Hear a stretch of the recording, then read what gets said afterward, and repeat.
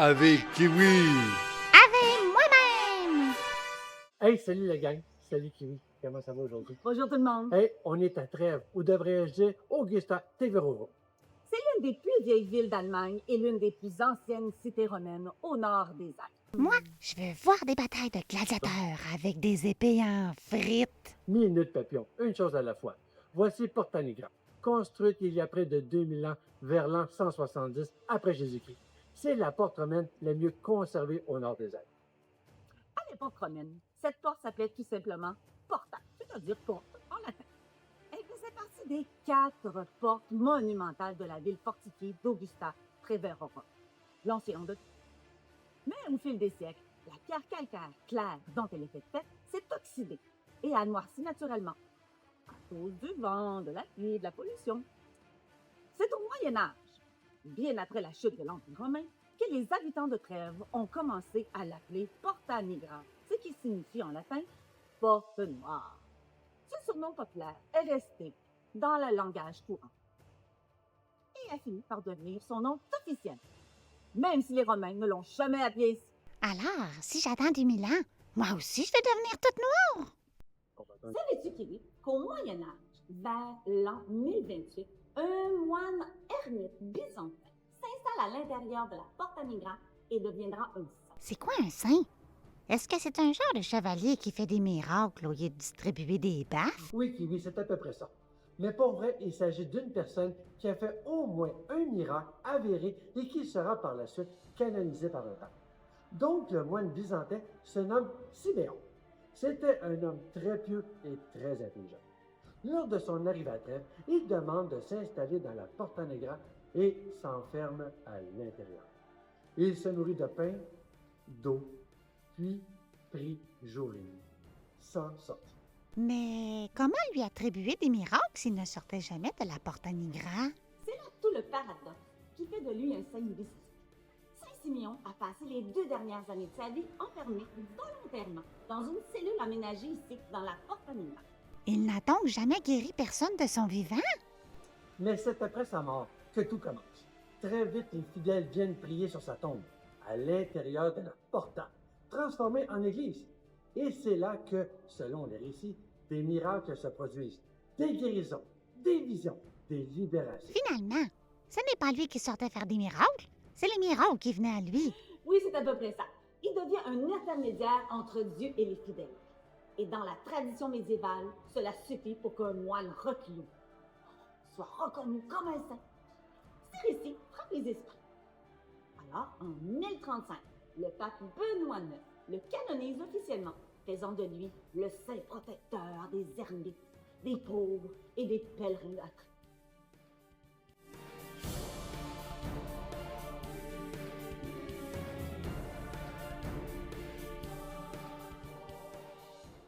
Oui, ici nous sommes au premier étage du Porta Nigra.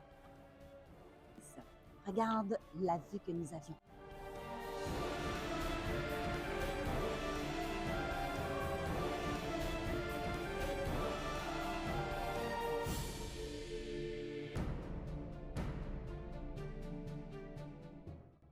Oui, ici nous sommes au 2e étage. Si tu observes les poutres, ils sont de l'époque romaine. Elles ont survécu à toutes les guerres, à la pollution.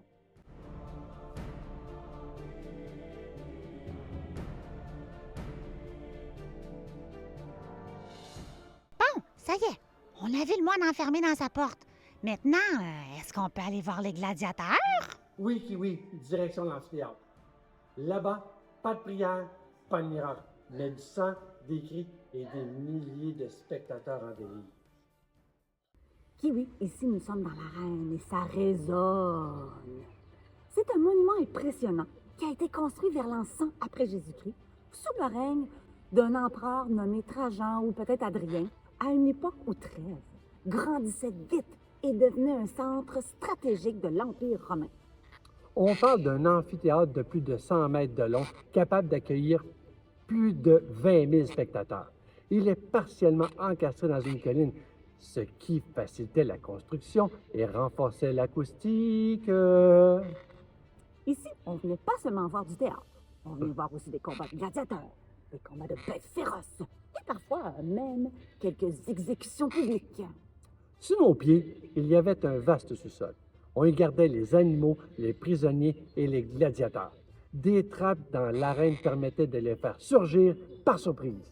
Du genre, à tes pénards, puis là, bam! Un lion surgit du plancher. Puis il essaie en plus de te manger. Finalement, je serais juste un petit gueuleton. Vraiment un tout petit gâteau. Ici, on ne fait pas dans la dentelle.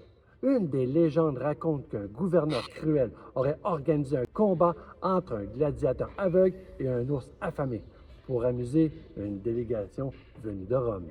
Moi, je signe pas pour ce genre de spectacle, hein? C'est ben trop barbare.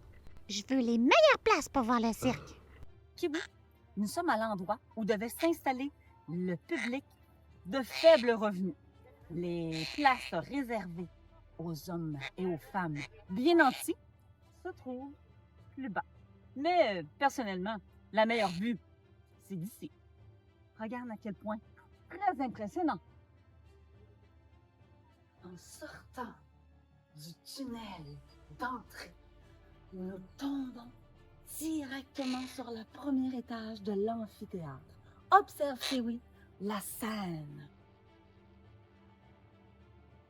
Je vois pas les gladiateurs. Je vais devoir aller vérifier sur la scène.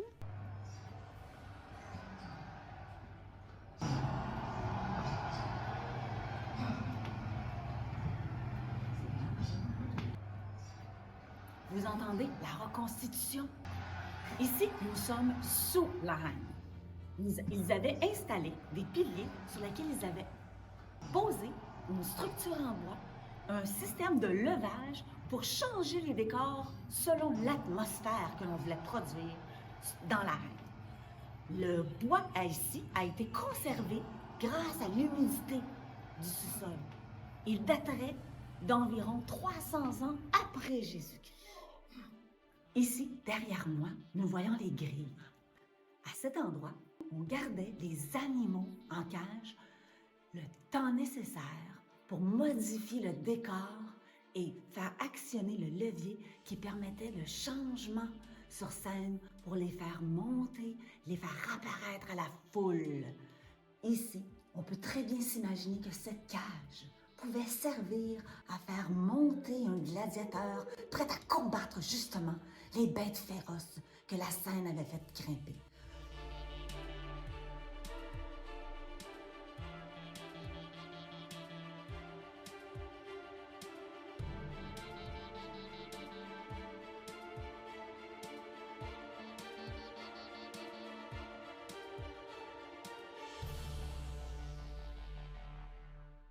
Après toutes ces émotions, je pense que j'ai besoin d'un bon bain.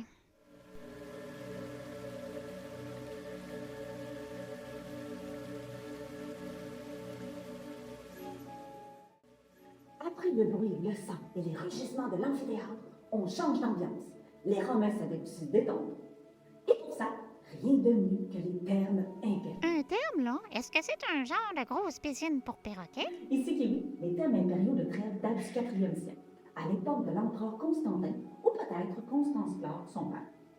Il devait y avoir des bains chauds, des caldariums, des bains tièdes, des tibidariums et des bains froids, frigidariums, ainsi que des zones pour le sport, les soins du corps, la lecture, bref, le centre de vie sociale de Trèves à l'époque romaine.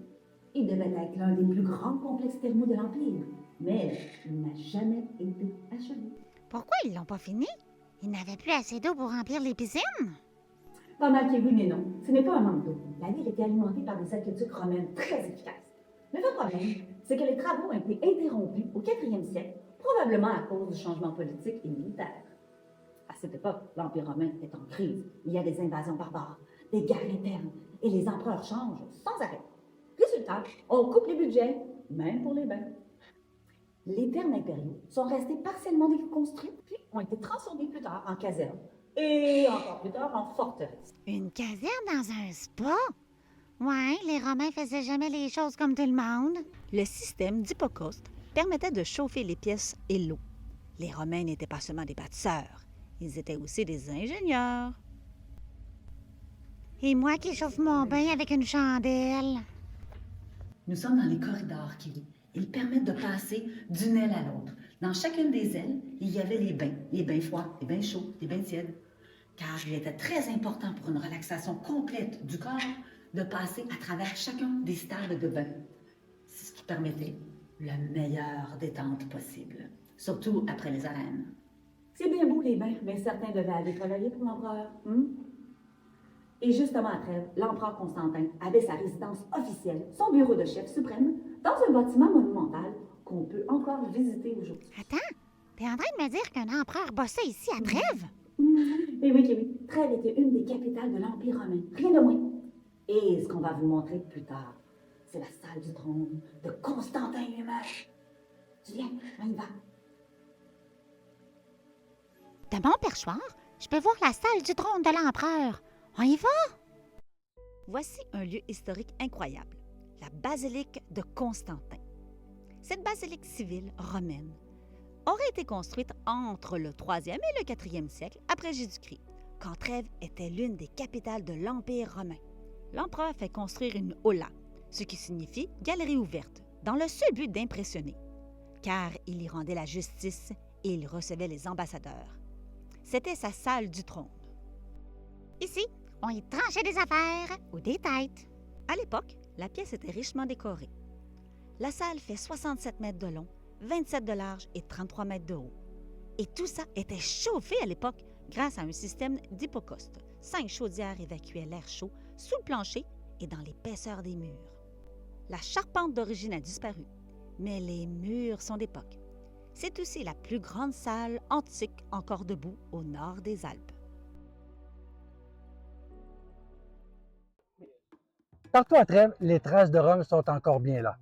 Colonnes antiques, statues, mosaïques magnifiques, temples, pièces de bain. Et voilà, Trèves, c'est un morceau d'Empire romain, planté au cœur de l'Allemagne. C'est une ancienne cité romaine, vivante, pleine d'histoires, de secrets et de surprises qui demandent plus d'une journée à visiter. Ici, les habitants sont fiers de leurs origines et ça se voit à chaque coin de rue. Alors, si vous aimez l'histoire, l'architecture ou les mystères antiques, Trèves vous attend. Vous ne serez pas déçus. Alors, suivez-nous à Découvert. Sur Histoire à plume!